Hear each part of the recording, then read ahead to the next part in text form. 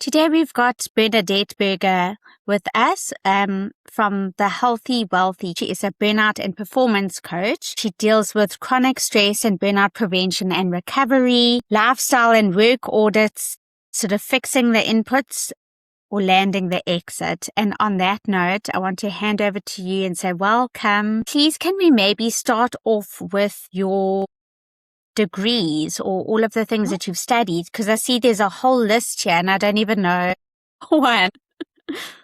Of course. So on paper, I'm a burnout and performance coach, like you said, but I have degrees in organizational psychology, also BSc in psychology. I'm certified as a neurozone resilience coach, a emotional intelligence coach, and a integrative health coach. And that's done very deliberately because chronic stress and burnout requires a integrative approach to help people recover sustainably. And then my background career-wise was actually in HR and culture consulting.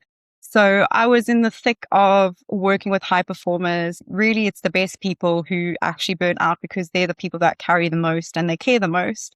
So I founded the Healthy Wealth, which works with senior leaders and organizations across the world to prevent and recover from burnout. And employee burnout currently costs the global economy $322 billion annually. If you expand that to include chronic stress, anxiety, depression, and poor working environments, the total cost is over $1 trillion per year. Wow.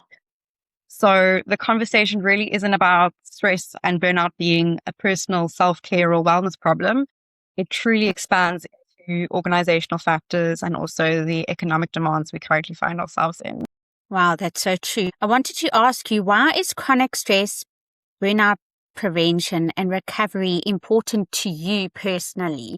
Okay, yeah. So personally, I've been part of those scary numbers. When we hear those numbers, they almost sound arbitrary, but if you've been in it, you know how devastating it can be, not just individually from a health perspective, but your careers suffer, your relationships suffer, and a lot of people actually go through what they call an identity rupture in burnout, completely almost sunsetting who they were before they burned out. So I ticked all the boxes career-wise. I made a lot of money, but I had very little underneath that was sustaining me.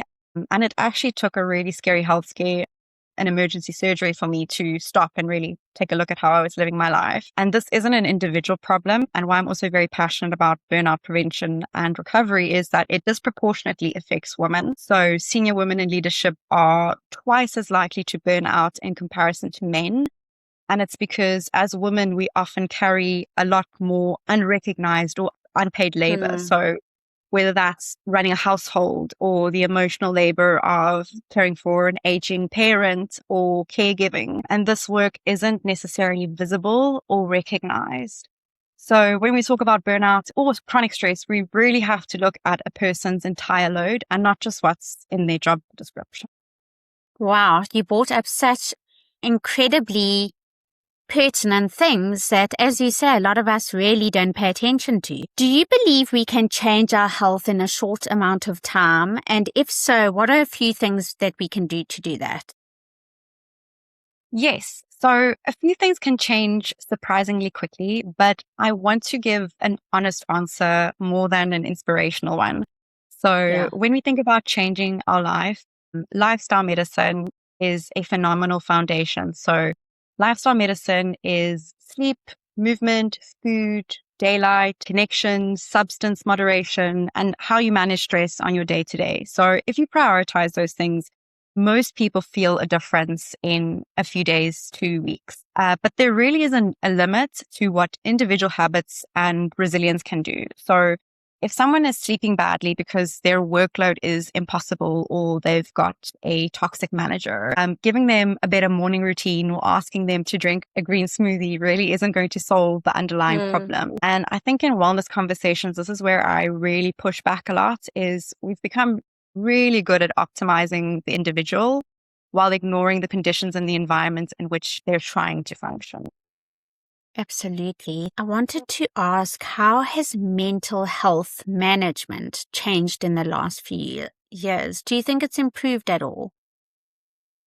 I think in some areas there has been improvement. We're definitely a lot more willing to talk about mental health. And I think that's generally really important. A few of the younger generations are also really putting their foot down and saying that this is important to them as a value and something that they look for in a priority from employers. I also think that we've become better at seeing mental health more connected. So looking at the physical, the wider context of someone's life, their relationships, work, these don't just sit in separate boxes just because our systems of care sometimes do. At the same time, I think we've got to be very careful about telling a simple story of progress. So even if we're more comfortable about talking about mental health, access to good support remains very uneven. So whether this is because of financial means, whether someone can afford to make use of mental health services, as well as the demand for mental health services not matching availability, a lot of people are spending months waiting for an appointment to get into a psychologist. So the conversation needs to move past, knowing whether someone needs help to where they can get help from. Those are two very different things. Exactly. What are the biggest misconceptions when it comes to mental health, do you think? I think the one that comes to mind is that mental health is a resilience problem or not taking care of yourself problem. Mental health is so much more complicated than that. So biology, genetics, personal circumstances, relationship, and the environment all play a role. Recent studies say that our baseline happiness is determined by about 50% of our genetics, which to some people that can be really freeing, knowing it's not just, what I do on a day to day. I have a genetic predisposition to being happier or less happier than other people. I think the other misconception that I'd like to raise is that mental health is not just a crisis care phenomenon. So people who can benefit from mental health support don't have to be in crisis to go ask for help. Often these people are functioning very well, but they're doing it at an extremely high personal cost. So to those people, I'd say you don't have to wait for everything to fall apart before you ask for someone to help you. Absolutely. And they're possibly the people that are less likely to ask for help. Absolutely. We see this in high-performing individuals the most.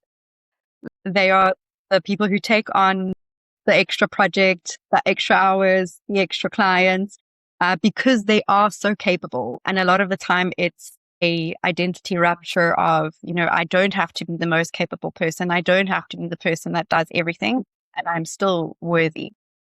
Exactly. It's both a blessing and a bit of a curse Same Let's time. unpack some great methods to rewire or rewrite a stressed brain.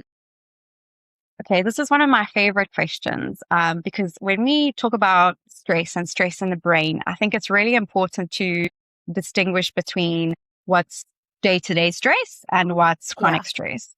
So day-to-day stress is your body responding to a natural challenge or demand. They're inevitable, it's short-term, and it's adaptive. So you get that email or that project with a tight deadline, but your nervous system will activate and usually it will go back to baseline once you've dealt with that demand. And the area in the brain that most commonly gets associated with this is the amygdala. So it's like our alarm system in our brain. It is also activated with the stress and the fear response. But when we talk about chronic stress is when we have stress that is too frequent, too intense, and it lasts too long. So your body doesn't get enough time to go back to that baseline or to recover. And that alarm system, the amygdala, almost becomes faulty. It's switched on way too often. So building stress resilience and building a good stress resilience foundation looks at things like regular aerobic exercise. So raising your heart rate through walking, cycling, jogging. Strength training is phenomenal. Good sleep, recovery between stress, social connection, and then just reducing those chronic stress demands. But again, if those demands if the demand stays chronic, it's a little bit like pouring water into a leaky bucket. So we can absolutely respond to the stress in the moment and regulate it. But if we take the example of a toxic manager or relationship, breathing exercise is going to help soothe your nervous system in the moment.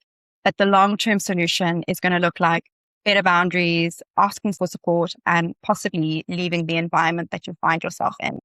Absolutely. Okay. In your opinion, what are 3 secrets about high performance? So number one is health for me. It's the foundation on which everything is built. It's not just your performance edge. A healthy mind and body is responsible for focus, energy, creativity, judgment, emotional regulation. When we're younger, we can borrow against health for a little bit, but eventually the bill will arrive. Number two, I'd say know your why. So this is Simon Sinek's work. So why does the work that you're doing or the goal that you're pursuing matter? Because when things inevitably get difficult, you're going to have something that ties you to that North Star. So working hard on something that you're not aligned with or that you don't care about exhausts people deeply, and it can actually lead to resentment. So a strong why in high performance will give you direction and help you distinguish between if that's meaningful and just simply chasing the next shiny achievement. And lastly is have the right people around you. I think so often with high performance, we think of the individual, but high performance is not a solo sport. You have to have the right people around you to challenge you, to support you, to tell you the truth, and sometimes tell you to stop and to take a break. So the wrong environment can make a high performer perform badly, and the right environment can actually raise the ceiling of performance. Okay, perfect. That makes a lot of sense. What does a healthy work-life balance look like to you? Because I think this is something that all of us really want to achieve, but to do that is really hard and maintain it. Yeah. Absolutely. I think as an entrepreneur and a person that also works with high performers, work-life balance almost feels like this finish line that you never get to. So the way that I like to think about it is work-life integration and seasons. So there will be periods where work will need more from you. And again, this is why that why comes in. Why are you willing to sacrifice your time and your energy and an extra hour to get something done? And there will be times where health and family and relationships comes first. I think the bigger question is whether that imbalance and how you're spending your time is chosen, if it's temporary and whether it's sustainable, or if you are just spending time on something that's consuming everything else that's important to you. So when I work with clients, we don't say, I don't work towards balance. We say, does the way that you're spending your time make sense for the life that you want to live? And I think that gives people a better way of prioritizing what is important from a values perspective, but also where to invest energy in. Perfect. I think it was on your socials that we saw something about eating for mood, and it sounded really intriguing. Can you give us some examples about this? Of course. So food can absolutely influence how we feel. So off the bat, just eating regularly and making sure that you're nourishing your body regularly impacts your mood. But the basics, having enough high quality protein, fiber rich foods, healthy fats. So healthy fats are especially important for a healthy brain, which is also impacting our mood. Dark leafy greens, the DASH or the Mediterranean diet overall is often recommended for stress recovery and hypertension. Omega-3 rich foods, so like salmon is another great one to include from a food mood perspective. And fermented foods, because that's related to our gut health, and gut health is heavily associated with our moods overall. So getting enough fermented foods, like Greek yogurt, fantastic, because then you're getting the fermented food and the high protein. I think another part of the conversation with food and mood is around eating patterns. So often when we're stressed, eat more reactively, or we'll reach for something that will give us a kick in energy or a boost in mood. So we grab the extra coffee, we have the cake, the cookie, and that's understandable. We're not here to shame people around their food choices. I think the challenge comes in when that becomes a coping mechanism that gets you through the day instead of something that's supporting your energy and well-being. So I'm not a person that believes in food rules. I think if you're exhausted, the last thing you should be doing is being harder on yourself and being restrictive. So it's really about reframing nutrition as something that supports your energy and your well-being, and not something that restricts your choices. Exactly. Okay, great. Is it possible to decrease stress in a month? And what is the hack to doing this? Yes, it's similar to the question we spoke about earlier. So you can definitely make a meaningful change in a month. But I'm suspicious of the word hack because it implies a shortcut to things that really matter. So in a month, you can absolutely feel a difference if you focus on prioritizing those lifestyle medicine foundations. So sleep, movement, get outside, spend time with people that you enjoy, reduce unnecessary stimulation like doom scrolling. In the same breath, it's also important that people look at what is causing the stress in their life, because otherwise we're just helping people tolerate intolerable or stressful situations a little bit better. Yeah. So again, that idea of pouring water into a leaky bucket. And then the last thing I'd add to this is that chronic stress and burnout recovery isn't linear. So a lot of the time people really prioritize looking after themselves. They'll do all the boundary work. Things will go great for 3 weeks, and then they will inevitably have a bad week or an off day. And that doesn't mean that they're failing at recovery. It just means that health and burnout recovery isn't a 30-day challenge. It's not something that you sign up for, you complete, and then you graduate from. Absolutely. I know you've kind of hinted at this, but I wanted to go a bit more in depth about boundaries because, some people are not even aware of what a boundary is and why are they so important. And most importantly, why do we struggle to maintain them so much? So, in its simplest terms, a boundary is a decision that every person makes for themselves about what they're willing to participate in and tolerate. So, it's not a way of controlling or manipulating another person. I think this is why people shy away from boundaries. It's just a way of being clear about what's within your own limits, because we all have limits and we should acknowledge that, and what you'll do if someone doesn't respect those limits, which you've communicated. Often the most capable people and the most high performing people struggle the most with boundaries because they are so good at achieving and because they are so good at accommodating. So they'll notice that something needs to get done and they know that they can do it well, and they'll do it because, why not? And then another person will see that and they'll just think that that's your norm. And eventually being helpful can become being available. And those are two very different things. Deeper problem is when we try and put boundaries in reactively. So a boundary is introduced too late. So you've been saying yes for months and you suddenly snap because you're exhausted and you're tired and you're resentful.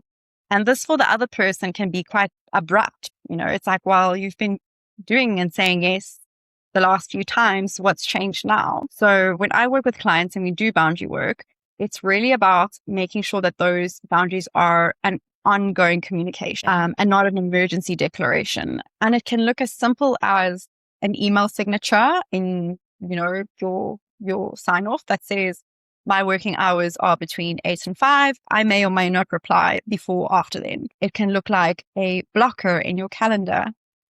And it can be private. It doesn't have to say anything to the other person.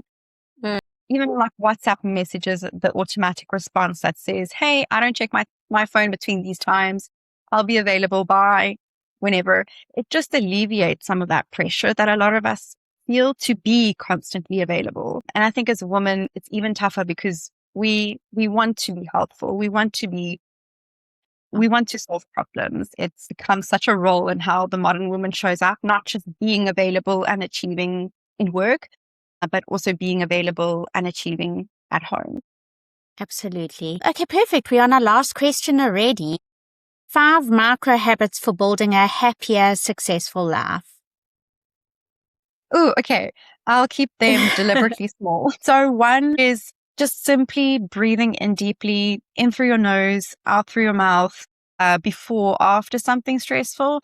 That just really signals to your nervous system to sort of lower itself. 2, get outside early in the morning if you can. I know this isn't a reality for a lot of people. And also with it being winter now in South Africa, the sun is rising a little bit later, but it does make a difference to support your body clock. 3 is, if you are someone who works in an office job, get up at least every half an hour to an hour. So just stretch your legs, walk around, take the stairs, even 10 standing or squats by your desk can make the difference between someone being classified as sedentary and not sedentary. 4 is not really a hack, but it's a habit.